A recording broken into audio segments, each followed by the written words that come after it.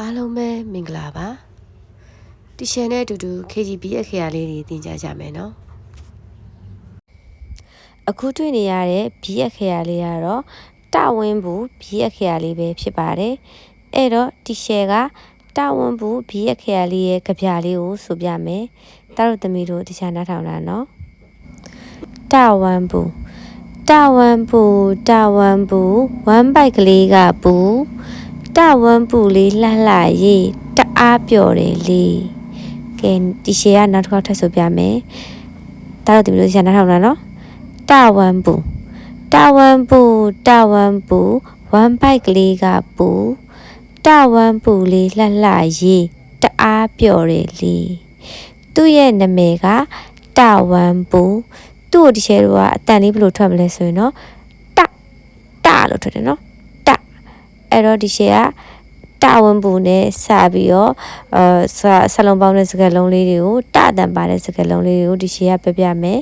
ကလေးတို့ကပုံလေးနဲ့တူတူဒီရှေနဲ့တူတူလိုက်ပြီးတော့ကြည့်နော်ကဲပထမဆုံးတစ်ခုအနေနဲ့တအတန်ပါပြီးတော့တနဲ့စတဲ့စကားလုံးလေးပေါ့နော်တားတို့တမီးတို့အဲ့ဒါလေးကိုမြင်ဘူးလားအဲ့ဒါလေးကဘာလဲဆိုရင်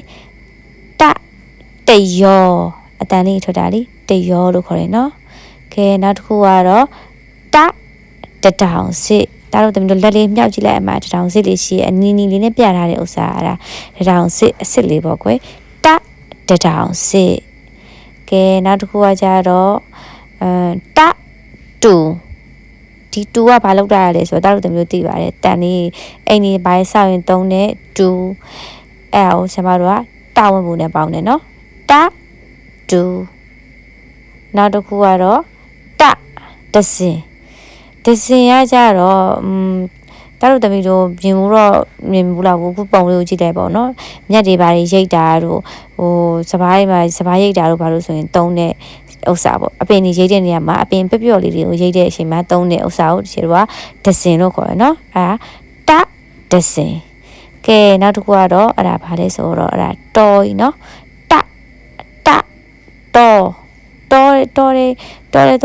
တော်တယ်ဆိုတာတော်ပေါ့နော်တော်နောက်တစ်ခုကတော့ငှက်ကိုမှဘာလဲဆိုတော့သူ့နာမည်ရှိတယ်နဲ့ပေါင်းတာတစ်တီတူငှက်အဲ့ဒါဒီရှေတို့ကနဲ့ပေါင်းပါတယ်ကဲနောက်တစ်ခုကတော့တောင်ဒီတောင်ကြီးကိုလည်းရှေတို့ကနဲ့စလုံးပေါင်းတယ်နော်တအတန်ပါတယ်ပေါ့ကွယ်တောင်ဟုတ်ပြီနော်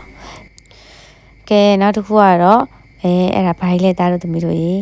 တဒါးကြီးနော်တဒါးကိုလည်းဒီလိုကနဲ့ပေါင်းပါတယ်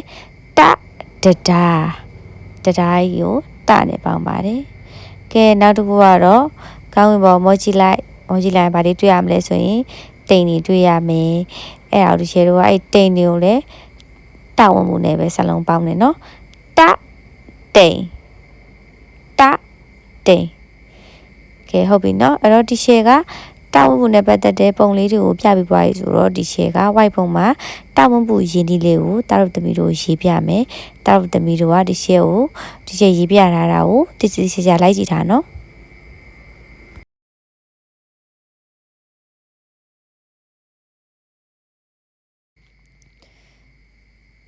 တစ်ချက်နှစ်ချက်တာဝန်ပူတစ်ချက်နှစ်ချက်တာဝန်ပူ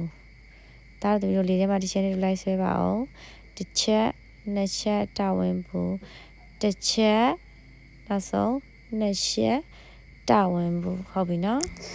လေးချောင်းမြတ်မှာဆွဲတဲ့ရင်းနှီးလေးကိုတော့ဒီရှေကနောက်ကျမှတိတက်အနေနဲ့တင်ပေးမယ်နော်အားလုံးကျေးဇူးတင်ပါတယ်ထတာ